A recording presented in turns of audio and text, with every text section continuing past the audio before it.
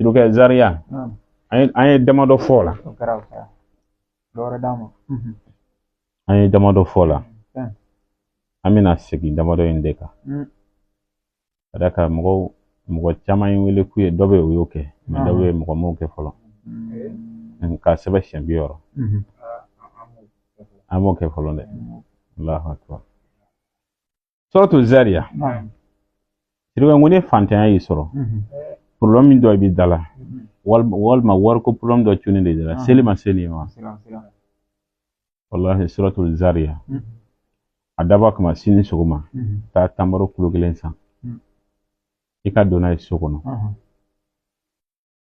Dugu manaje. Ni klali ka fajir sella. Yani ka kuma mogo fe. Tamaro dengelenta. Ika suratul Fatiha kalan ula kabba. Ka soro ka Zaria aya kelen kalan. Ka ɲini Alahu Taala fɛ kɔrɔna in barika kosɔn sola in yɛrɛ barika kosɔn ni mago bɛ nin nafolo hakɛ la Ala a nɔgɔya ne ye i b'o bila i bɛ tamaro den filanan ta i bɛ Fatiha kalala siɲɛ kelen ka suratu Zaria aya filanan kalala ka ɲini Alahu Taala fɛ kɔrɔna barika kosɔn suratu Zaria barika kosɔn Ala ka ne sɔn ni nafolo hakɛ la ni 1000 do walima 20 do walima 100 do walima ni miliyɔn do a ɲini Alahu Taala fɛ Añine ala fe. Donc iba ketan fo kata solamba. Fo kata Zaria solan. A solan be aya bi oro de ma. A aya bi oro. Na dafara. Tamaro min bi bolo dugu ma jewa. Bona ikenama ika denani ta la yere de bado. Atto biduru ani woro o sarakati. Angra mo. Amo chawani kere.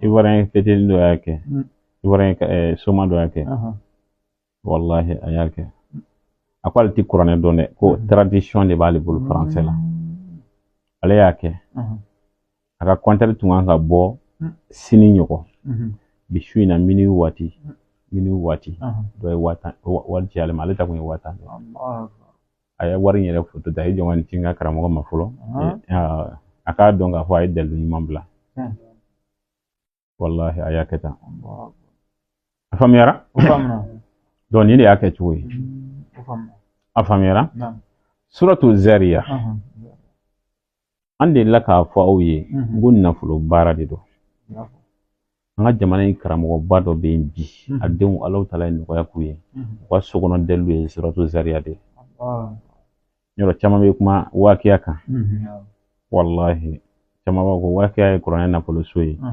ma fo wakiya tede wallahi suratu Zaria fene Qur'an na fulo soyi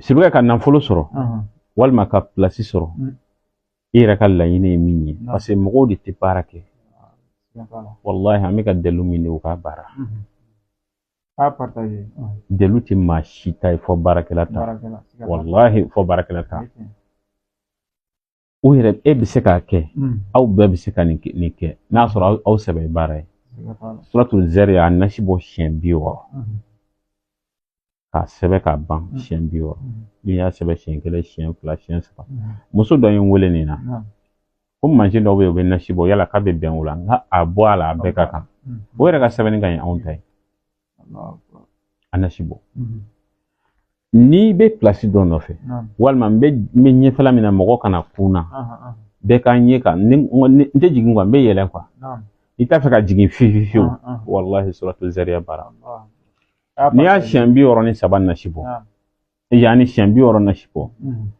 i bɛ misi jɛman dɔ de ɲini kuru bɛ min kɔ la n bɛ nin fɔ tuma bɛɛ lajɛlen na est ce que misi kunkolo janya bɛ se ka ku a kuru la misi kɔ janya bɛ se ka ku a kuru la misi farikolo bɛ se ka ku a jɔngu la wa jɔngu de b'a sanfɛ dɛ wa e ka kɛ cɛw sanfɛ ka taa wallahi nin bara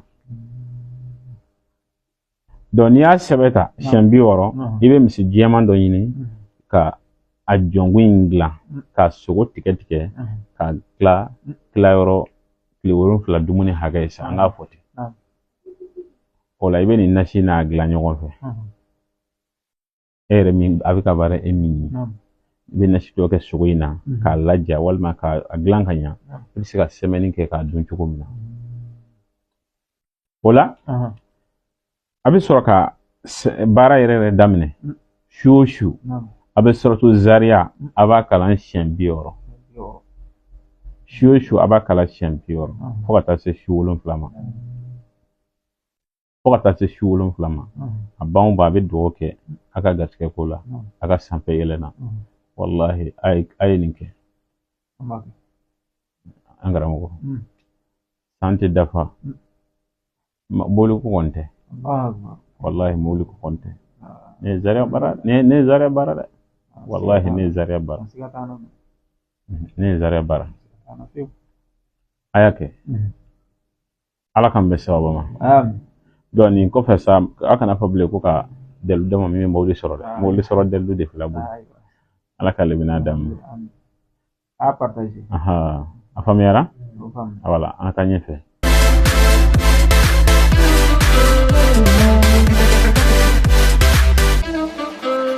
No.